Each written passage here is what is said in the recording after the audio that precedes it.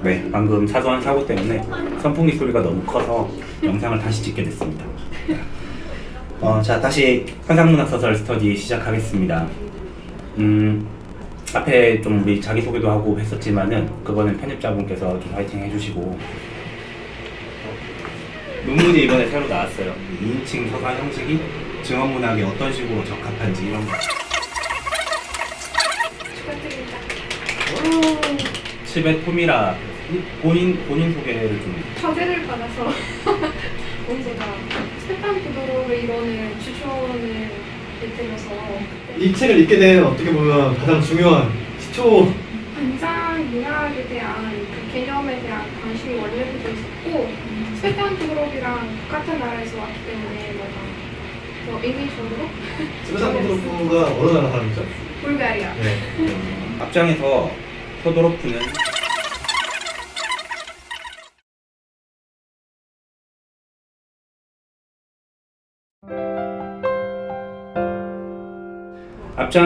토도로프는 망설임이라는 감각을 토대로 환상 장르를 정의했습니다. 따라서 환상적인 것은 망설임의 시간 동안만 지속됩니다. 그러나 망설임이 끝나는 순간, 즉 인물이 경험하는 사건이 현실의 법칙으로 설명된다고 결론이 나거나 혹은 초현실적인 일이라 결론이 나는 순간 그 환상적인 감각은 사라지고 작품은 두 가지 서로 다른 방향의 장르에 속하게 됩니다. 하나는 기이 장르이고 하나는 경이 장르입니다. 토도로프가 주장하는 환상 장르는 망설임이라는 감정적 상태를 토대로 하고 있기 때문에 상당히 불안정합니다.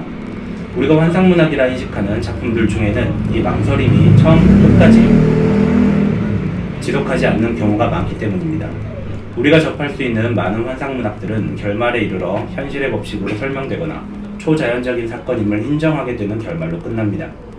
결과적으로 많은 환상문학들에 있어서 망설임은 끝까지 지속되지 못하고 기이 장르나 경이 장르로 들어가게 속하게 됩니다.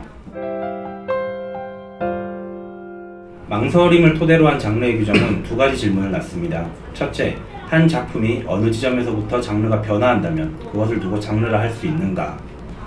예를 들면 중간부터 이제 갑자기 이 초자연적인 사건의 비밀이 밝혀졌다. 그럼 거기까지 그 전까지는 환상 장르고 이후로는 기이 장르가 되어버린다. 이러면 한 작품에서 장르가 두 개가 돼버리는 건가? 이런 문제인 거예요. 둘째, 작품이 갖는 단일성이 있는데 그것을 여러 부분으로 쪼개어 놓고 일부는 환상, 일부는 기이 또는 경이라 말하는 것이 가능한가? 라는 것입니다. 첫 번째 질문에 대해 토도로프는 과거, 현재, 미래라는 시간관을 환상에 빗대어 대답을 합니다. 현재라는 시간은 과거와 미래 사이의 순간으로서만 존재하며 순식간에 소멸된다는 점에서 환상적인 것과 유사하다는 것입니다. 마찬가지로 과거는 이미 지나간 것이라는 점에서 망설임을 이미 경험한 일로 환원시키는 기이와 유사하다고 말합니다. 또한 미래는 도래하지 않은 미지라는 점에서 새로운 것을 받아들이는 경이와 유사하다고 주장합니다. 따라서 과거와 미래의 경계에 현재가 존재하는 것처럼 기이와 경이의 경계에 환상이 존재한다고 주장하는 것입니다. 여기서부터는 제 의견인데, 그러나 토도로프의 이러한 대답은 쉽게 받아들이기 힘듭니다. 과거와 미래 사이에 현재가 있다는 것과 기이와 경이 사이에 환상이 있다는 것의 유사성은 인정할 수 있으나 그러한 특징이 장르 규정의 타당성과 무슨 관계가 있는지 모르겠다라는 거예요. 요건 비유일 뿐이지 그렇다고 해서 이게 실제로 장르 규정에 아무 문제가 없다라는 말의 대답은 아니라는 거예요. 요건 근데 여기까지 토도로프가 말하고 넘어갑니다. 두 번째 질문에 대해 토도로프는 작품이 갖는 단일성 자체를 거부합니다. 하나의 작품이 갖는 전체로서의 완전성, 통일성, 일관성, 총체성 등을 중시하는 태도는 작품의 일부만을 분리하는 일을 금기시합니다. 이런 태도들이 이전에 소설이든 작품이 갖는 일관성을 주장한 루카치 같은 게오르고 루카치죠. 소설의 이론 이런 데서 그런 좋은 소설이 갖는 특징으로서 어떤 비전을 제시하고 그 자체로 어떤 완결성을 가지고 이런 것들을 얘기하는데, 이게 토도로프 시대에는 사실 더 이상 중요하지 않은 것이 아닌가라는 의심을 하게 되는 시기였습니다. 그렇기 때문에 토도로프가 이런 말을 했고 또 이 말이 설득력 있게 받아들일 수 있는 시기였다라고 볼 수 있겠어요. 이러한 태도는 작품의 단일성을 신성한 것으로 여기게 만들며 토도로프는 이를 두고 패티시즘이라 비판합니다. 패티시즘은 대상이 갖는 진정한 의미를 망각하고 눈에 보이는 대상, 그 자체를 신성시하는 태도를 가리킵니다. 종교로 비유하자면 성경은 하나님의 말씀을 전달하는 도구일 뿐임에도 성경이라는 책 그 자체를 신성한 것으로 인식하는 것이라 할 수 있습니다. 책에 대한 이러한 패티시즘적 공포를 극복하면, 즉 단일성을 거부할 수 있다면 작품의 일부를 통해서도 환상 장르를 규정하는 것이 가능해집니다. 뿐만 아니라 작품 전체를 기이 장르나 경이 장르로 환원시키지 않고도 환상 장르의 정의를 적용할 수 있는 폭이 훨씬 넓어질 것입니다. 그렇다고 모든 환상 장르가 결말에 이르러 기이나 경이 장르로 귀결되는 것은 아닙니다. 망설임이 책이 끝나는 순간까지 지속되는 작품들 역시 분명히 존재합니다. 토도로프는 그 예로 헨리 제임스의 나사의 회전을 들고 있습니다. 그러나 우리에게 보다 가까운 예로 2006년에 개봉된 영화 판의 미로, 다 보셨나요? 네. 판의 미로가 하나의 적절한 예가 될 수 있겠다고 생각해서 가져왔어요. 판의 미로는 주인공 오피리아의 비극적 현실과 신비한 환상을 교차시키며 진행합니다. 그러나 오피리아가 경험하는 신비한 환상이 현실에 짓눌려 도피한 망상의 세계인지 실제로 경험한 사실인지 판단이 어렵습니다. 그 결말에 있어서도 오피리아의 죽음이 단순한 죽음인지 지하왕국 공주로서의 재탄생인지 끝까지 우리는 확신할 수 없고 망설이게 되죠. 그것에 대해서. 요렇기 때문에 요런 작품 같은 경우 끝까지 망설임이 지속되기 때문에 순수 환상 장르라고 할 수 있다. 요런 의미입니다.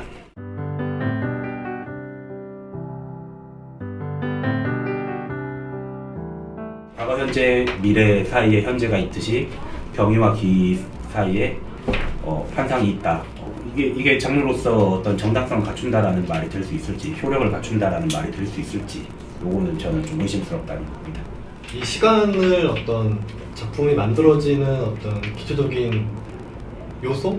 틀의 하나로 이런 방식으로 이해하는 거 꽤 타당하다고 생각을 하는데, 알 수 없는 신비한 일이 일어났는데 이 일을 어떻게 해서든 현실 세계 문법으로 설명하고 이게 타당하다는 게 밝혀지면서 그 망설임이 사라졌을 때 이 작품이 기문학에 들어간다라고 판단을 한다면 그 과정이 저는 추리소설하고 되게 닮아있다고 생각했는데, 이게 어떤 과학적 혹은 합리적 지식을 통해서 이 현상을 인간의 범주 안으로 끌어들이고 이해하려고 하는 시도, 이것들이 어떤 역사적인 방식이라고 해야 되나? 그건 인간이 알고 있는 것들을 총동원하는 과정이라고 해야 되나? 그러니까 지금까지 인간이 경험하고 알아왔던 것들을 총체적으로 사용해서 이 현상에 대한 답을 찾는 과정으로서 기이문학이 만들어진다라고 했을 때의 뭐 과거의 시간도 타당성이 있는 것 같아요. 반대로 경이문학에 대해서 설명할 때도 이게 새로운 원리라든지 어떤 여기서 설명되지 않는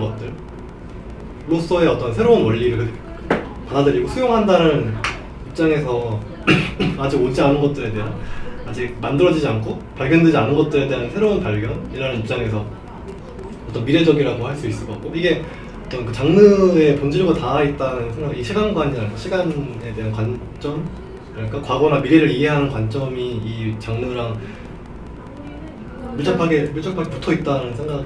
근데 여기서 일단 토도로프가 던진 질문은 이렇게 장르의 성격이 쉽게 변화하고 어느 순간 없어지고 변화하고 이런 것들이 그렇게 가능한 환상 장르라는 규정이 효력이 있는가라는 거예요. 기이 장르, 경이 장르를 환상 장르 이거를 이렇게 뭐 현재, 미래, 과거 이런 걸로 비유한 것 자체는 저는 괜찮은 것 같아요. 나쁘지 않다고 저는 그 생각해요. 비유가 아니라고 생각하는 거죠.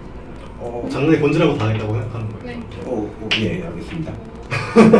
이제 그 부분도 맞다라는 거예요. 괜찮은 것 같다라는 거예요. 근데 이 질문에 대한 답이 맞는가라는 게 저는 문제라는 거죠.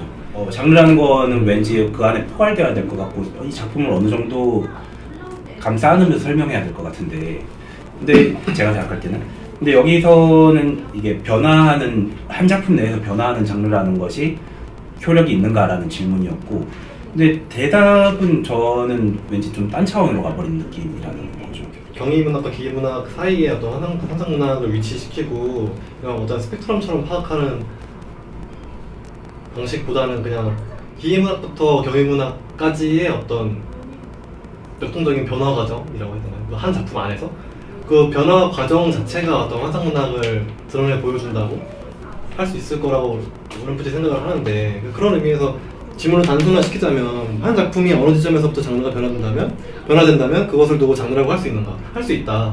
경위 장르와 기이 장르까지의 스펙트럼으로 이렇게 쭉 변화했을 때 사이에 어떤 그러니까 두 가지의 어떤 망설임에 대한 두 가지 대답으로 하나의 극점으로 두고 이 사이에서 자유롭게 변화하면서 왔다 갔다 하는 그 과정? 이게 어떤 환상문학이라고 할 수 있지 않을까라는 그런 이제 토도르프가 말했듯이 어떤 그 경계선이라기보다는 그것까지 포괄해서 기와 경위까지를 포함하는 넓은 국가를 다 환상으로 볼 수 있다고 하시는 거죠. 나는 그렇게 이걸 읽으면서 나는 그렇게 말하고 싶다는 생각은 했어.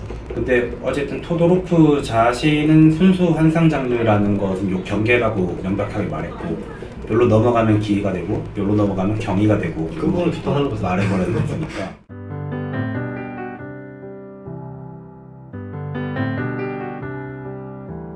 저 1번의 마지막 문장에서 이제 기인은 낯선 것에 대한 수동적 수용이고 경위는 낯선 것에 대한 능동적 수용이다. 이게 오히려 반대가 아닐까. 각주 1번에 기이와 경이의 용어에 대해서 좀 번역어가 주는 뉘앙스에 대해서 좀 얘기를 했는데, 얼핏 유사한 의미 같지만 신기한 사건을 대하는 태도에 있어서 차이가 있다고 봤습니다. 스페인 원어, 오해로 밝혀졌죠? 제가 잘못 알고 있어요. 스페인어로 쓴 줄 알았어요. 예, 원래 프랑스어로 써졌다고 하니까 오해 없으시길 바라고. 어쨌든 간에 스페인어에서는 뭐 엑스트라뇨라고 돼 있는데, 이 용어가 낯선 것을 경험하면서 느끼는 불안의 감정과 관련되어 있고, 반대로 말라빌로송가 이는 똑같이 낯선 것을 경험하면서 그것을 긍정적으로 받아들이고 놀라워하는 감정을 드러냅니다. 이 점은 우리말로 적절하게 번역한 기이와 경이 역시 같습니다. 즉 기이는 낯선 것에 대한 수동적인 수용, 그러니까 낯선 것을 이걸 수용했다고도 좀 보기 어렵죠. 여전히 남아있는 거예요. 이것에 대해서 이걸 좀 의심이 여전히 남아있지만 어쩔 수 없이 수용할 수밖에 없는 것. 그리고 경이는 낯선 것에 대한 능동적인 낯선 것 그 자체를 인정하고 받아들이는 거라고 저는 봤어요. 그래서 이 경이라는 것은 좀 더 놀라움, 신기함, 멋짐 이런 느낌이 있고, 기이는 불안함, 기괴함 이런 느낌이 좀 있는 거죠. 이게 영어로 뭐 언캔이라고도 번역이 된다면서요. 언캔이 역시 불쾌한 감정이 핵심적인 것이니까, 그런 의미에서 저는 이게 좀 수동적인 받아들임이고 수용이고, 경이는 능동적인 수용인 것 같다. 이 두 개 어쨌든 우리나라 말과 영어 번역과 스페인어 번역을 봤을 때는 저는 이런 차이가 있는 것 같다. 이 언어가 주는 어감이라는 것이.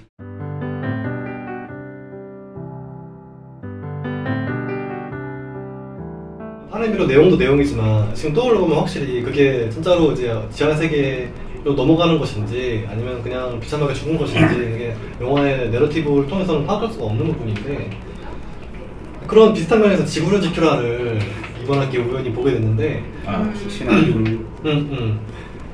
거기 보면 이제 주인공이 외계인이 있고 그 외계인 때문에 자신이 이렇게 고통받는다고 생각을 해서 외계인을 고문해가지고 자기의 어떤 울분을 풀려는 그런 화가 나오는데, 사실은 그 주인공이 어떤 사회적 폭력에 많이 노출돼 있었고, 그래서 어떤 본인이 이렇게 힘들고 어려운 삶을 살게 된 건 어떤 내가 전체를 알 수 없는 무언가의 사주가 있었기 때문이다 라는 식으로 외계인이라는 존재를 추상적으로 만들어내서, 근데 그 외계인들 중에 한 명이라고 생각하는 사람을 붙잡아 와가지고 고문하고, 근데 그런 영화 내용인데 마지막에 실제로 그 고문한 사람이 실제 외계인이었다 이런 식으로 이렇게 결말이 빵 하면서 끝나는데, 이건 되게 특이하네. 기이 장르에서 경이 장르로 가는 느낌이야. 그런 거 그 반전 전까지는 독자는 누가 봐도 이 사람이 지금 어떤 망설일 것도 없고, 환상이냐 아니냐 망설일 것도 없어요. 뭐냐 하면은 이건 100% 이 주인공이 미친놈이고 무고한 사람을 괴롭힌다고 쭉 우리는 보다가, 즉 기이 장르 쪽으로 생각을 하고 있다가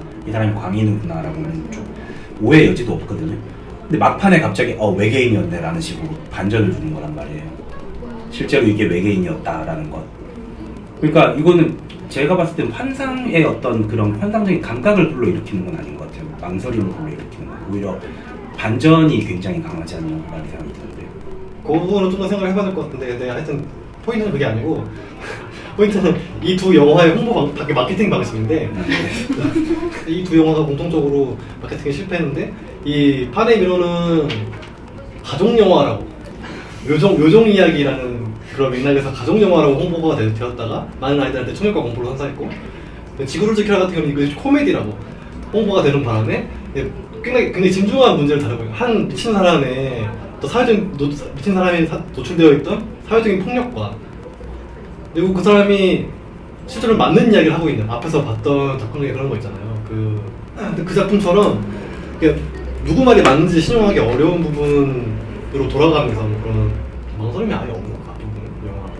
제 생각에는 그런 것 같아요. 그럼 그 작품의 경우 뭔가 진짜일까 가짜일까 이런 걸 독자에게 판단하도록 만들지도 않았고 너희들 외계인들 전기에 강하다면서 전기 고문을 너희들은 이 정도로 안 죽지 하면서 전압을 올려가지고 전기 고문을 하는데 사람이면 죽을 거잖아. 근데 거기에 안 죽고 살아있단 말이지. 은근슬쩍 넘어가긴 하는데 그런 부분들 조금만 더 영화를 보고 생각하면은 좀 이상하다고 느낄 만한 게 끝나고 나서 보면은 의심스러운 장면들이 있었는데 볼 때는 사실 별로 의심을 할 수가 없게 만드는, 그러니까 거기서는 사실상 감독의 의도가 이걸 보는 관객들이 전혀 의심하지 못하도록 만들어 가고 있다가 이거를 딱 결론을 확인하고 나서 다시 처음부터 보면은 의심할 수 있는 부분들이 사실 숨겨져 있었던. 근데 사실 신하균이 외계인을 의심한 시점에서 감독의 의도에 의해서 그 영화를 보는 관객들은 하나의 질문을 떠안게 되는 거잖아. 영화 보는 내내 신하균이 보는 이 사람이 정말 외계인인가 사람인가? 물론 현실적으로 봤을 때 외계인일 리가 없지. 근데 그건 이제 현실적으로 봤을 때고 이건 영화를 보고 있다는 건 관객들이 다 알잖아. 그 질문이 이미 머릿속에 있잖아. 그러니까 그 같이 따라가면서 고민을 할 수밖에 없지 않을까 그 부분은. 근데 너무나 이게 신뢰할 수 없는 소설자처럼 이렇게 제시되어 있다는 거잖아 이게. 이 인물의 말은 절대로 신뢰할 수 없다. 그러니까 이것은 아닐 것이다라고 보는 사람들 그걸 따라가면서 읽게 된다고 하면은 처음에는 오히려 거기도 강한 것 같긴 해. 처음에 신하균이 외계인이라고 딱 이 사람이 얘기하고 납치했을 때까지는 그게 맞는 것 같은데 이게 가면 갈수록 영화가 어두워지고 좀 심각해지고 미친 사람이 광기같이 보여지게 되고 아까 얘기했던 어떤 저기공이라든지 이런 외계인적 요소들이 실제인 것처럼 해도 되고 그러니까 번복이 안 되고 그런 것들이 오히려 뒤로 갈수록 의심을 가중시키는. 그러다가 나는 영화를 보면서 오히려 마지막에 외계인이 드러났을 때 그럴 줄 알았어 외계인이지 당연히 이런 식으로 나는 생각했었거든. 영화 결말을 보면서 돌아와서 이 망설임이 있다고 치다면 지구를 지켜낼 망설임이 있다고 친다면 이 두 영화가 실패하는 방식이 너무 묘하게 닮아 있어서 그 얘기를 해보고 싶었어. 홍보의 차원에서는 이렇게 기와 경이 사이에 오가는 것이 있으면 기 부분을 생략하고 경이를 위주로 홍보를 하고 싶어하는 걸로 보이는 두 경우 다. 근데 그거는 뭐 기이냐 환상이냐 이런 문제라기보다 어떤 영화가 어떤 식으로 하면 더 잘 팔릴까라는 자본의 문제, 대중들이 에게 어떻게 홍보하면 잘 팔릴까 이런 문제가 아닐까. 뭐 가족 영화 이런 게 하는 게 되게 많이 팔릴 수 있는 방식이기도 하니까. 그 당시엔 비디오를 팔던 세대였으니까. 그랬나요? 순수 환상 장르를 기준으로 하여 양편에는 기이 장르와 경이 장르가 있습니다. 여기서 더 세부적으로 들어갈 경우에 순수 환상을 기준으로 왼편으로는 환상적 기이 그리고 순수 기이로 갈 수 있고 오른편으로는 환상적 경이 그리고 순수 경이로 갈 수 있을 것입니다. 환상적 기이 장르는 이야기의 결말에 이르러 이전의 초자연적 현상들이 자연법칙으로 설명되는 경우에 해당합니다. 예컨대 사라고사에서 발견된 원고는 주인공에게 일어난 사건이 초자연적인지 아닌지 판단을 망설이다가 마지막에 이르러 합리적인 설명이 제공됨으로써 마무리됩니다. 근데 한국에 출판된 사라고사에서 발견된 원고에는 이 마지막 결말 부분이 없어요. 아직 앞부분만 있기 때문에 출판은 되지 않았어요. 초자연적인 현상을 합리적으로 설명하는 방식에는 세 가지 유형이 있습니다. 첫째는 우연이라고 말하는 것입니다. 둘째는 꿈, 기만, 속임수, 감각적 착오입니다. 셋째는 인물의 광기입니다. 이러한 설명은 다시 실제 상상, 실제 망상을 기준으로 두 그룹으로 나눌 수 있습니다. 전자는 실제로 사건은 일어나지 않았지만 일어났다고 착각하는 방식입니다. 꿈, 광기, 환각제 등이 여기에 속합니다. 사건 자체는 일어나지 않았어요.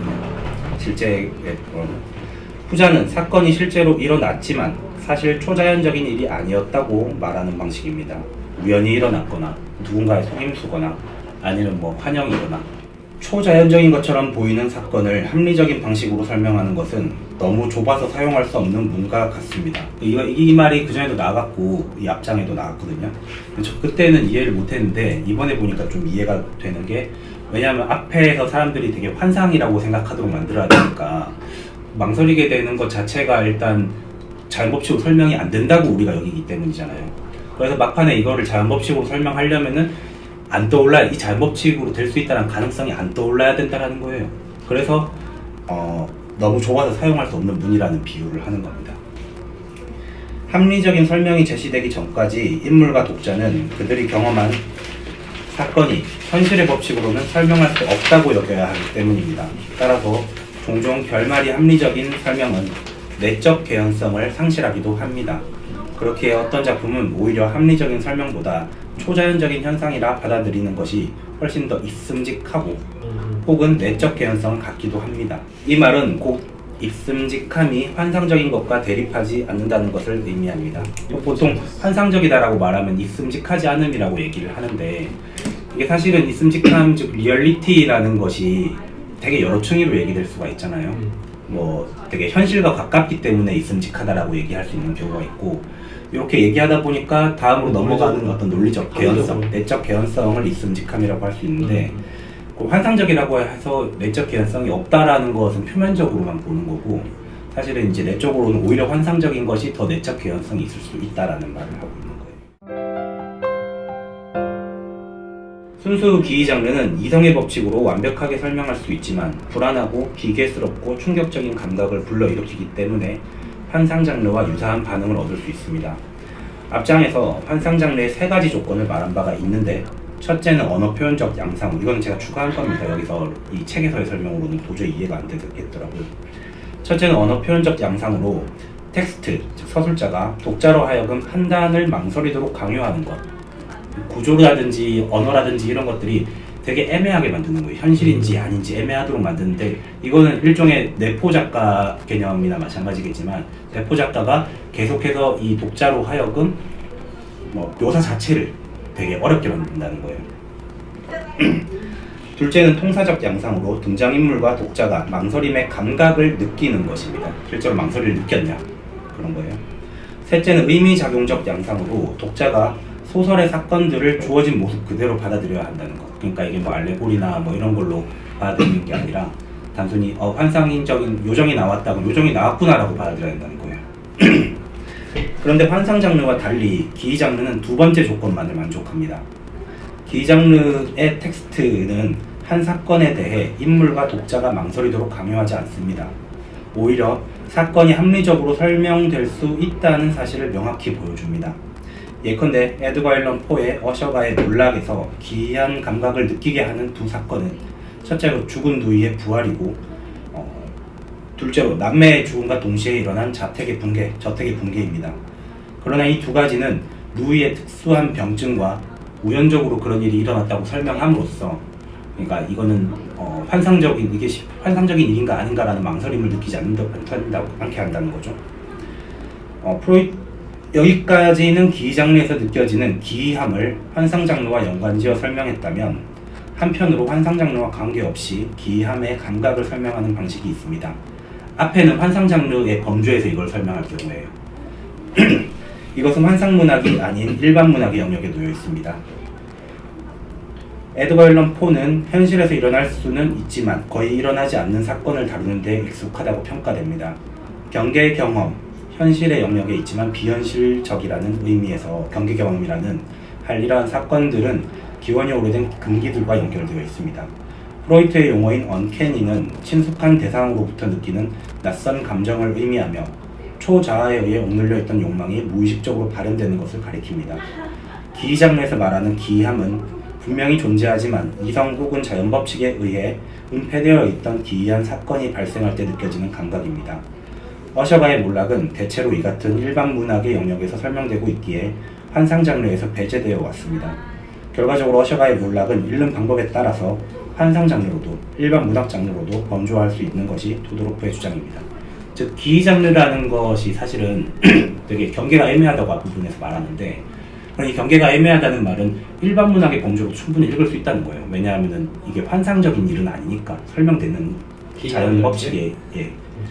근데 환상 장르의 방식으로 이걸 읽는다면은 이제 앞부분에 말한 것처럼 두 번째 조건만을 만족. 이 기이한 감각. 환상 장르의 기준에서 세 개가 있어야 되는데 그 중에서 기이한 감각만으로 설명할 수 있다는 것이고, 이 언캐니라는 것은 일반 문학 장르, 그러니까 한마디로 정신분석이든지 뭐든지 이게 방법론으로서 얘기를 할 수 있고 충분히 뭐 리얼리티나 이런 문제로 갈 수가 있다는 겁니다. 그런 면에서 이 기 장르는 두 가지 영역에 모두 걸쳐 있다라고 얘기하는 거죠.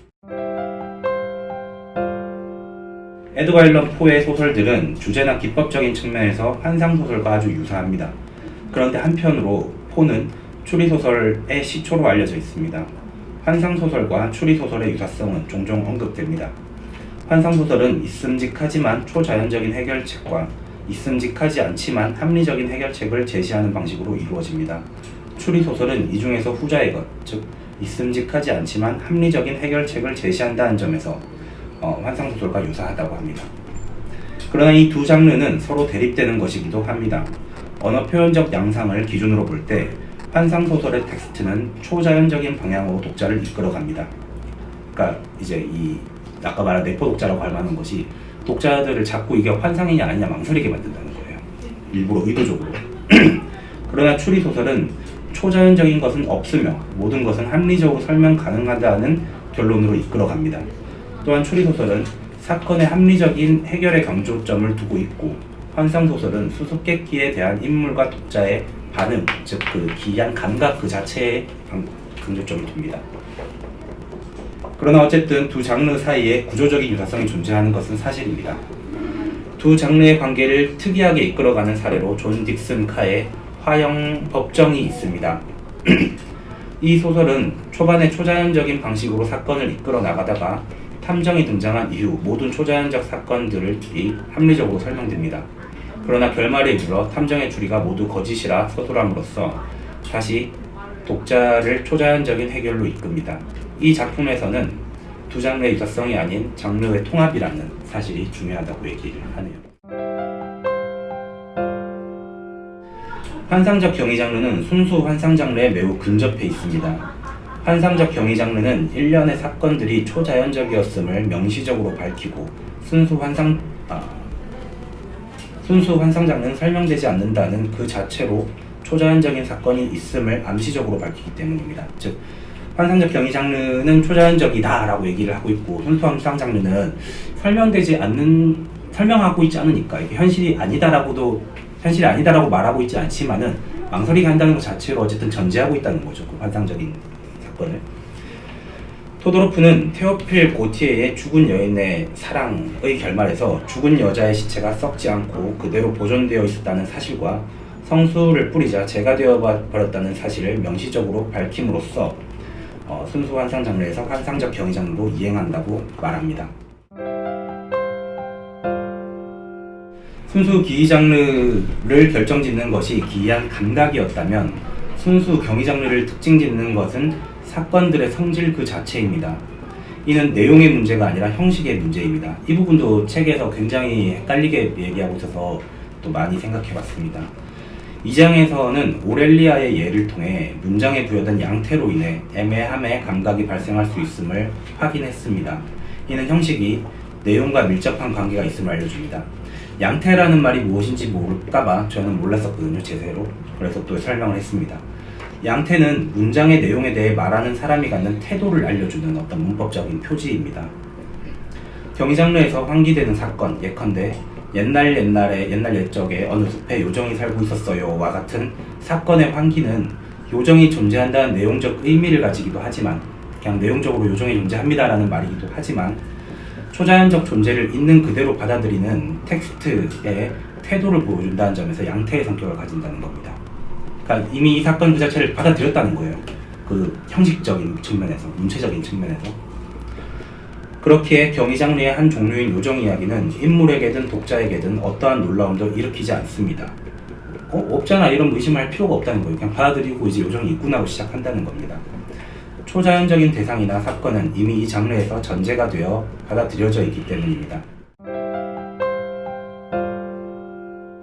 순수 초자연적인 것이 정당화될 수 있다는 것은 현실적인 법칙으로 정당화될 수 있는 유형을 말하는 겁니다. 이건 초자연적이라 말할 수 없다라는 거예요. 순수 경위 장르의 경계를 명확히 하기 위해 순수 경위 장르처럼 보이지만 어떤 방식으로든 정당화될 수 있는 이야기의 유형을 분리시킬 필요가 있다고 합니다. 토도로프는 경위 장르처럼 보이지만 경위 장르라 할 수 없는 4가지 유형의 이야기를 제시합니다. 첫 번째는 과장법적 경위. 대상을 실제보다 지나치게 과장하여 묘사한 경우입니다. 코끼리를 봤는데 코끼리 크기가 엄청나게 크다라고 얘기하면 되는데 무슨 빌딩만 하다 이런 식으로 얘기한다든지, 그럴 때는 처음 본 어떤 것을 접할 때 느껴지는 과장하는 모습, 그런 걸 얘기하는 것 같아요. 그 다음에 이국적 경위. 낯선 장소에서 본 이국적인 대상들을 과장하여 묘사한 경우를 말합니다. 그 다음 도구의 경위.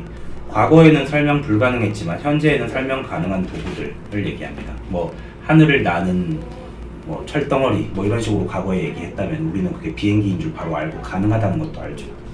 그 다음에 과학적 경위. 도구의 경위가 과거에 불가능했던 것이 현재의 기준으로 설명할 수 있는 것이라면 과학적 경위는 현재에는 불가능하지만 미래에는 설명될 가능성이 있는 경위를 의미합니다. 이는 공상과학 소설에 가깝습니다. 그러니까 과학적 경위, 도구적 경위는 상대적인 말이에요. 예를 들면 17세기라면은 비행기라는 것이 비행기에 대한 글을 썼다 이러면 이건 과학적 경위에 해당하는 겁니다. 근데 지금의 입장에서는 그게 도구적 경위가 된 거고, 1, 2, 3, 첫 번째, 두 번째, 세 번째는 현재의 관점에서 보았을 때 과거 서술자나 독자의 무지로 인해 발생한 경위라면 4는 현재의 서술자나 독자의 무지로 인해 발생할 수 있는 경위라는 점이 다릅니다. 이 경우는 비합리적인 현재는 설명할 수 없는 전제로 출발하여 그 전제를 받아들이면 완벽히 논리적으로 설명될 수 있는 것입니다. 이러한 소설은 환상소설과는 다르며 10장에서 언급할 예정이라고 하네요.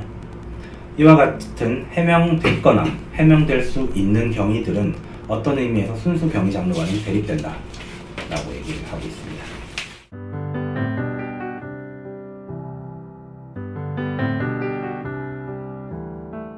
결국 추리소설과 환상소설의 차이라는 게, 추리소설은 합리적으로 설명 가능하다는 결론으로 가고 환상소설은 초자연적인 결론으로 독자들이 이끌어 간다는 이야기인 거지.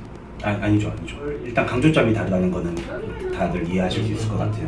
근데 추리소설 같은 경우는 일단 당연히 이 모든 환상적인 일들에 대해서 독자든 혹은 글을 쓰는 사람이든 분명히 절대 이건 환상이 아니라고 생각할 장르잖아요. 장르가 추리라고 셜록 홈즈가 나타나는데 갑자기 귀신이 나올 수는 없잖아요. 귀신이 나오더라도 귀신을 설명하는 건 귀신을 설명하겠죠. 그러니까 분명히 우리는 기대를 하게 되잖아요. 이 장르를 이미 확인했을 때 이 귀신 이야기를 어떤 식으로 해결할까라는 문제. 그 닥터 스트레인지가 셜록 홈즈 주인공으로 나왔던 드라마를 영화화한 셜록이라는 영화가 있거든요. 베네딕트 컴버배치? 아 맞아요, 베네딕트. 닥터 스트레인지가 무슨 내용인지 갑자기. 예. 자 이름이. 닥터 스트레인지 거기 나왔다는 줄 알았어. 그러니까 베네딕트 컴버비치가 했던 셜록에서는 환상적인 어떤 귀신이 나오고 이런 거였어요. 어떤 여성들이 누구를 죽이는데 유령들이 연로 나오거든요. 근데 결론적으로는 다 설명이 되죠. 근데 앞부분은 너무 이게 환상적이라서 셜록도 막 되게 이거 사람들은 전부 다 이거 유령 이야기인가 막 이런 고민을 되게 하다가 어쨌든 결론이 나게 되는 그런 이야기로 봤는데 뭐 재밌었다라는. 뭐야? 하여튼 거기서도 유령은 나온다 이거예요. 그게 누가 봐도 탐정소설인 탐정 영화인데 유령이 나와서 이러는데 우리는 당연히 그 영화를 보면서도 전혀 문제없이 이거는 어떤 식으로 해결될까가 중요한 거지. 즉 강조점이 해결에 있는 거지. 와 이거 유령이 나왔는데 깜짝이야 뭐 이러진 않잖아요. 그런 점에서 추리소설과 환상소설, 그걸 또 환상장르라고 하지도 않을 거고. 그런 기이함을 추리소설이 사용하고 있다. 사용할 수는 있을 것 같아요. 장르적으로 사용할 수 있고 연관성이 있다고 설명하면서도 그 두 개를 분리하는 거지. 화형법정 예를 들면서. 네.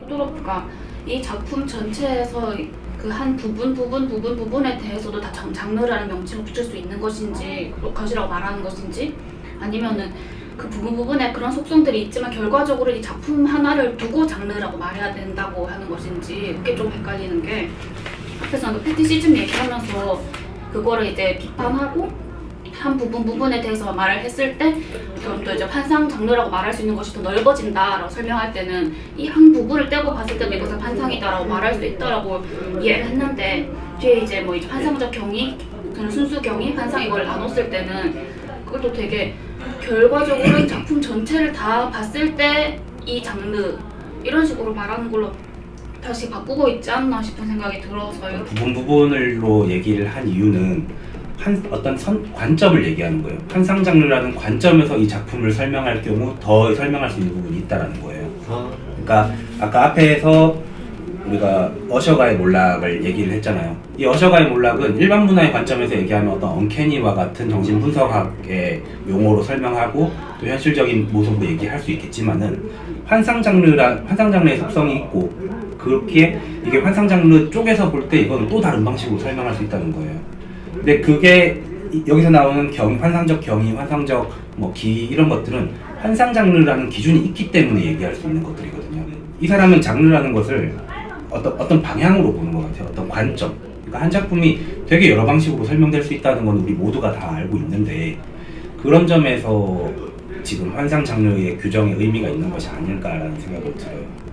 보는 틀이라는 거랑 거기에 붙일 수 있는 장르명이라는 거랑을 구분해서 설명을 한다는 건가요? 근데 저는 이건 좀 문제라고 생각이 드는 게 우리가 일반적으로 장르라고 했을 때 어떤 큰 범주고 개별 작품들은 이 범주 내에서 얘기되는 거잖아요. 근데 이 사람은 환상 장르라는 말을 일종의 방법론 같이 사용하고 있는 그쵸. 거예요. 그 부분이 되게 헷갈리게 만드는 부분인데 그러니까 앞에서도 이걸 이제 알레고리적이나 시적으로 읽어서 안 되고 환상 장르를 읽는 방법이 있어야 된다고 독법이라고 해야 되나? 이 작품을 읽을 때 환상이라는 독법? 방법론으로서 이 사람이 말하는 어떤 통찰 같은 거는 굉장히 중요한 것 같다라는 생각이 들어요. 그러니까 어떤 작품을 볼 때 한 가지 관점으로만 볼 게 아니라 전혀 다른 관점을 봤을 때 이 작품 전체를 전혀 다른 방식으로 설명할 수 있는 거거든요.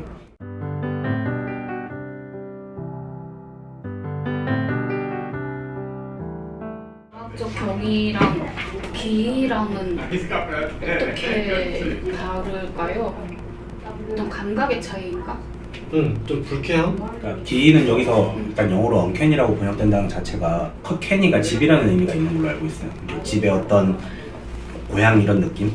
근데 집이니까 친숙한 것이잖아요. 근데 이 집 안에 숨겨져 있는 지하 같은 곳 같은 데 갔을 때 느껴지는 어떤 두려움, 공포, 불쾌함 이런 것들은 그러니까 지하에 두는 것들은 전부 다 쓸데없는 물건들, 내가 숨기고 싶거나 필요 없거나 아니면 처박아 두고 싶은 그런 것들을 놔두는 거잖아요. 그러니까 그 안에 들어간다는 것 자체가 우리 집임에도 불구하고 어쨌든 불쾌함이 느껴진다는 것인데 그런 불쾌함, 그러니까 우리는 당연히 알고 있는 여기서도 알고 있고 이 세상의 법칙으로 당연히 알고 있는 건데 모른 척하고 두고 있는 것들을 밝혀냈다라는 점에서 기이거든요. 단순히 신기한 거를 봤다 이런 문제가 아니라 이때 언캐니는 존재하는지 아무토록 알고 있고 대충 뭐 어떻겠거니라고 짐작만 하고 있고 상정만 되어 있는 것들을 실제로 끄집어냈을 때 그것들이 주는 낯선 느낌? 불쾌함. 그럼 기와 경이를 구분하는 기준은 감각에만 있는 건가요? 아니요. 기는 감각이고 경이는 감각이랑 상관없어요. 경이는 아까 말한 그 작가의 어떤 양태부 문제, 형식 문제. 이 글 시작부터 이 기이한 것은 받아들이고 간다는 거예요. 그러니까 이 환상적인 요소들, 요정이 존재한다라는 것. 불안하게 받아들이는 것과 긍정적으로 이제 놀라워하면서 받아들이는 것이라고 이제 기와 경이를 설명을 했잖아요. 아니요, 이거는 용어가 가지는 뉘앙스를 말하는 거고 기가 딱히 공포가 없어도 저는 될 것 같거든요. 기가 반드시 언캐니와 연결될까라는 생각에 아까 영어 번역을 언캐니로 했다고 하니까 이게 핵심인가라는 생각은 좀 들어요. 영어 번역은 저는 좀 마음에 안 드네요. 왜냐하면은 여기서 기에서 언캐니를 굳이 따로 언급하는 이유는 일반 문학의 영역이기 때문에 언캐니라는 용어 자체가 그 환상의 장르 영역이 아니라는 것을 얘기하고 있는데 프랑켄슈타인이 기인가 과학적 경이인가? 를 이렇게 헷갈리고 있어. 물론 과학적 경이도 여기서는 경이라고 말하지 않지만 경이가 아닌 경이와 비슷한 다른 어떤 것이라고 말을 하지만 만약에 여기 마지막 챕터에 나온 네 가지 분류를 생각해 본다면 있을 수도 있는 과학을 얘기하고 있잖아요. 미래에 있을 수도 있는 그렇게 경이 과학적 경위 아닌가요 그러면? 그렇죠. 그러니까 프랑스는 과학적 경위. 순수 경위에서 벗어나는 범주의 과학적 경위가 되는, 그러니까 공상과학이니까 그러니까 과학적 경위이면서 기인 건가요? 그 기는 어떤 기죠?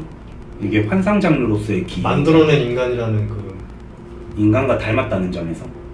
언캐니. 근데 저는 그건 일반 문학의 범주에서 얘기해야 될 것 같다는 생각이 좀 드는 게, 장르로서 이게 뭐 환상이냐 아니냐라고 얘기한다면 당연히 순수 환상 장르는 아닐 거고, 그러면은 경이 장르냐 아니냐 한다면은 여기서 말하는 기준으로는 경이 장르도 아니고, 과학적 경이는 경이가 아니잖아요 일단은. 그렇죠. 예. 그러니까 과학적 경이라고 할 수 있을 만한 부분인데, 거기서 나오는 언캐니한 느낌이라는 것은, 그 불쾌한 느낌이라는 것은 그 내용 속에서 어떤 우리가 밝혀내야 할 부분이 장르로서 밝혀내는 건 아닌 것 같다. 왜죠? 프랑켄슈타인은 환상문학이 아니다. 화승문학은 아니지만 기문학도 아닌 이유는 뭐죠? 기라는 것을, 그러니까 그냥 언캐니라는 감정으로 이 상태를 설명할 수 있다라고 말할 수는 있겠지만은, 근데 이것을 기 장르다라고 말할 수는 없다라는 거죠. 그런 감각을 유발한다고는 하더라도, 그러니까 그런 언캐니한 감각을 유발하는 게 전부 다 기 장르라고 말할 수는 없잖아요. 근데 그 부분을 떼어낼 수 있는 논의를 하고 있다는 것 자체가 나는 토도프의 놀라운 지점이라고 생각하는데, 그래서 좀 많이 읽히는 것 같기도 하고, 지금 헷갈리는 부분 그 지점을 토도프는 떼어내고 있잖아. 그래서 읽을 만한 가치가 있는 것 같은데. 네. 초자연의 경계에 있는 언캐니만을 기로 본다는 건가요? 저는 기준을 그런 쪽으로 세워야 되는 것 같아요. 그 와중에 이제 미래에 있을 수도 있는 과학적 경이 또 떼어내는 거죠, 거기서. 초자연적인 거가 연관되어 있는 기 언캐니가 발견되는데, 프랑켄슈타인은 그게 어떤 미래에 있을 수도 있는 과학적 경이의 영역에 발을 담그고 있기 때문에 완벽하게 환상문학의 안에 포함되어 있는 작품은 아니다라는 그런 읽은 발언을 망설임도 딱히. 망설임도 없고, 그냥 일단은 그런 게 있다라는 것을 우리는 받아들이고 가는 거라서 경이 장르처럼 보이지만은 과학적 경이 영역으로 볼 수 있을 거고, 다만 거기서 나오는 그런 불쾌감, 언캐니한 느낌, 인간과 닮은 어떤 다른 존재, 이런 것에 대해서는 다른 어떤 정신 분석의 문제가 아닐까. 그 토토로 같은 거. 토토로? 토토로, 지브리 영화. 지브리. 네. 기나 경이 장르 중에. 토토로는 저는 안 봤어요. 토토로도 약간 좀 독자에게는 망설임을 주지 않나요? 완전히 경이의 영역인 것 같은데. 어떤 인터넷에서 어떤 사람들이 거기 토토로가 애들이 보는 이유가 이미 죽었기 때문에. 그런 해석도 있지. 네. 그거는 제가 봤을 때 그냥 해석이 두 갈래로 갈릴 수 있는 문제인 것 같아요. 그러니까 장르적으로는 분명히 아까 전에 말한 거랑 똑같잖아요. 벼랑 위의 포뇨랑 똑같은 경우잖아요. 네. 벼랑 위의 포뇨도 죽고 나서의 일을 안 죽은 것처럼 처리하고 있는 거 아닌가라는 의심을 하게 되거든요. 근데 요거는 그러니까 작품 자체로 봤을 때는 단순 경이의 작품인데, 해석에서 의심이 일어나게 돼요. 이건 해석 차원에서 발생하는. 근데 그 해석의 차원이라는 거랑 작가가 서술자가 어떻게 의도한다라고 말하는 거랑 분리할 수 있을까요? 사실 둘 다 있다라고 말하기도 좀 어렵죠. 실체가 있는 건 아니죠. 해석도 그렇고 작가 의도도 그렇고 뭐 실체가 있는 건 아닌데, 근데 지브리 같은 경우에 거의 대다수의 작품이 그런 약간 기괴함을 담고 있잖아요. 그러니까 작품 자체가 주는 기괴함이 아니라 이 작품의 해석에 대한 어떤, 그것도 되게 언캐니한 느낌인 것 같아요. 지브리 작품 같은 경우는 제가 봤을 때 언캐니라는 개념으로 어느 층에서인지는 지금은 잘 모르겠지만, 어쨌든 설명을 할 때 굉장히 재미있는 분석이 나올 것 같긴 한데, 아마 벌써 많이 있을 것 같기도 하고. 이미 있을 것 같아. 캐릭터 디자인부터가 일단 굉장히 일본 애니메이션틱한 귀여운 디자인을 채택하고 있으면서도 이게 어떤 특정한 상황에서 상호작용을 주고받았을 때 굉장히 기괴한 형상으로 변화하잖아. 예를 들어서 센과치히로의 어떤 가오나시라든지, 아니면 아까 얘기했던 그 하울의 움직임 형상에서도 하울이 굉장히 미남으로 나오는데 이제 마법을 사용하면 굉장히 흉측한 까마귀 괴물이 되잖아. 그 기괴함으로써의 어떤 감각적인 의미에서 기에 발을 담그고 있고, 이게 완전히 현실을 벗어난 이야기라는 걸 상정하고 들어간다는 점에서 경의도 걸치고 있는데, 망설임은 없는 작품. 해석에서 망설임은 좀 있는 것 같다라는 생각 때문에, 그러니까 어느 쪽으로 어떻게 해석해야 될까? 이거를 그 표면적인 상태 그대로 받아들여야 되냐, 아니면 혹시 이게 표면적인 것 뒤에 이면에 뭔가 전제가 있느냐, 이런 문제인 것 같아요. 거기까지 나아가니까 아까 앞에서 얘기했던 세 가지 조건들이 다 너무 모든 작품에 다 적용할 수 있는 상태가 되어버렸어요. 망설임이라는 걸 어떤 작품에 쓰든지 다 적용할 수 있는 상태가 맞아요. 사실 이게 그러니까 환상이라는 말 아니면은 그냥 일반문학에 적용할 수 있는 거예요. 망설임이라는 것으로서. 망설임의 시작인 거거든요. 그러니까 이거는 진짜 차라리 환상 장르에 대한 이야기가 아니라 망설임이라는 어떤 개념을 가지고 얘기하는 게 더 좋을지도 모르겠다라는 생각이 들어요. 오늘은 여기서 마무리할까요? 어땠어요? 좀 너무 재밌었어요. 어떻게 크게 말씀해 주세요.